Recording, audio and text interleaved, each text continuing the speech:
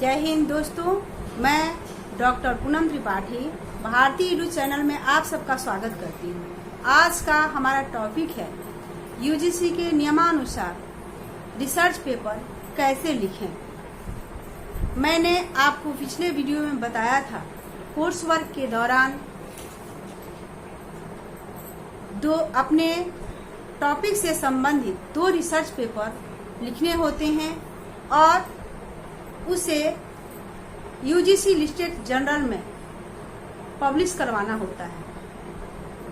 तो अब आप इसे देख सकते हैं कि यूजीसी के नियमानुसार उस फॉर्मेट में किस प्रकार से रिसर्च पेपर लिखा जा रहा है। इसका उदाहरण जो कि सामने है आप देखेंगे और कैसे किस तरह के जर्नल में छपवाना है, ये सारी चीजें मैं आपको अभी उदाहरण स्वरूप एक रिसर्च पेपर को दिखाते हुए आपको समझाऊंगी। ये आप देख, श्रृंखला इंटरनेशनल जर्नल है जो यूजीसी लिस्टेड है। इसका एक रिसर्च पेपर एग्जाम्पल स्वरूप समझ के लिए मैं लूंगी।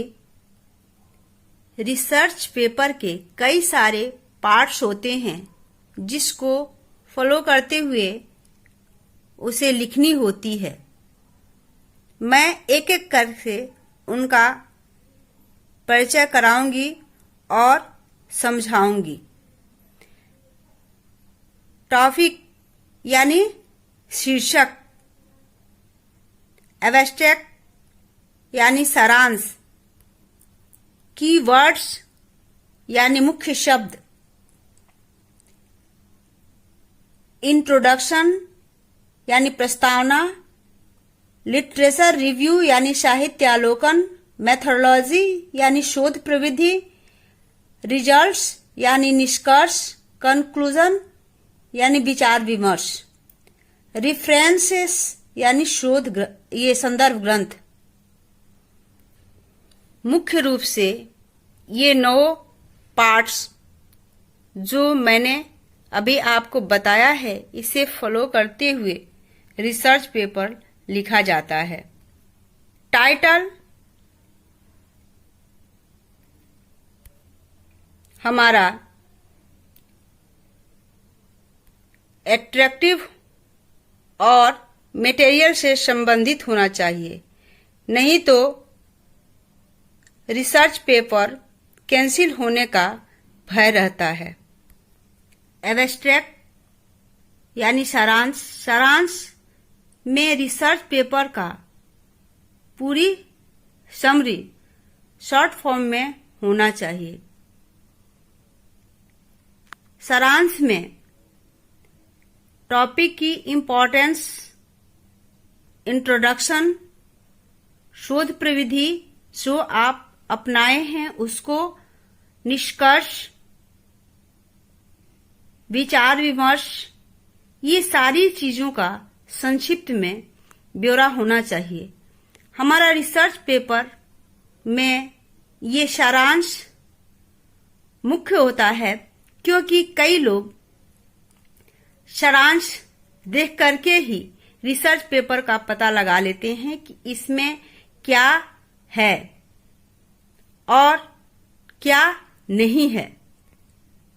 कीवर्ड्स यानी मुख्य शब्द हमारा ऐसा होना चाहिए जिससे हमारा रिसर्च पेपर सर्च करना आसान हो जाए। प्रस्तावना यानी इंट्रोडक्शन, इसमें आप जिस क्षेत्र में आप काम कर रहे हैं उस क्षेत्र में क्या क्या काम हो चुका है, क्या क्या काम हो रहा है और क्या काम बाकी है जिसे आप करना चाहते हैं और उसका क्या इम्पोर्टेंस है, किस उद्देश्य से उस काम को करना चाहते हैं आप, उसे लिखना होता है। साहित्य लोकन यानी रिव्यू लिटरेचर। इसमें आपको ये लिखना होता है कि जिस क्षेत्र में आप काम कर रहे हैं, सर्च कर रहे हैं, उसमें कौन कौन सा काम किस किस के द्वारा हुआ है, कौन कौन से मेथोडोलॉजी अपनाई गई है और क्या क्या काम हो रहा है, क्या काम बाकी है, ये सारी चीजें इसमें लिखनी होती है, जो आप इस रिसर्च पेपर में आसानी से देख सकते हैं।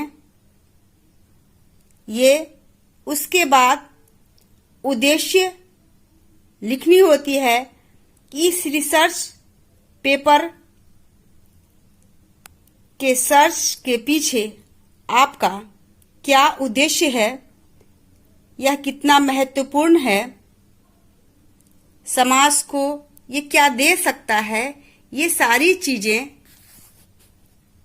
इसमें आपको लिखनी होती है। इसके बाद शोध प्रविधि मेथोडोलॉजी जो आप यूज कर रहे हैं, आपने अपने रिसर्च पेपर को कैसे किया, ये सारी चीजें इसमें लिखनी होती है। कौन से डाटा का प्रयोग आपने किया, ये सभी चीजें जैसा कि आप देख सकते हैं यहाँ दर्शाया गया है।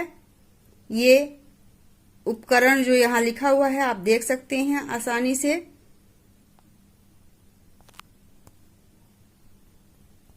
इसके बाद आता है रिजल्ट यानी निष्कर्ष। आप इसमें देख सकते हैं निष्कर्ष में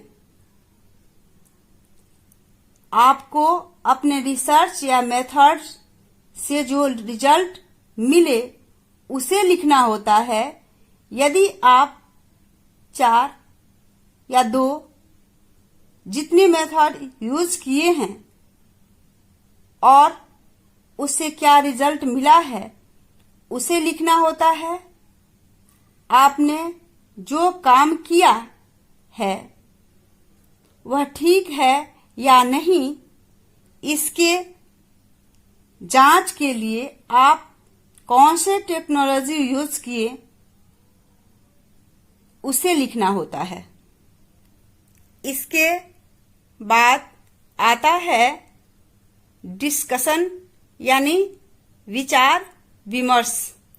आपने कहाँ से काम शुरू किया रिसर्च पेपर में और कहाँ तक पहुंचे, और उन दौरान आपने कैसे कैसे क्या किया और उसका रिजल्ट, आउटपुट रिजल्ट क्या मिला, ये सारी चीजों पर विचार विमर्श होती है और इसे लिखना होता है।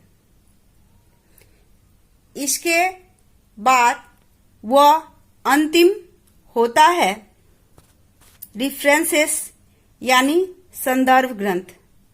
संदर्भ ग्रंथ जिसके आधार पर आपने ये रिसर्च पेपर लिखा है, उसकी पूरी ब्यौरा देनी होती है कि रिसर्च पेपर जो आप लिखे हैं, ये संदर्भ ग्रंथ जो है जिसके आधार पर ये सब चीज लिखे हैं, ये कहाँ से पब्लिश है, इसका SBIN नंबर क्या है, ये सभी चीजें लिखनी होती है।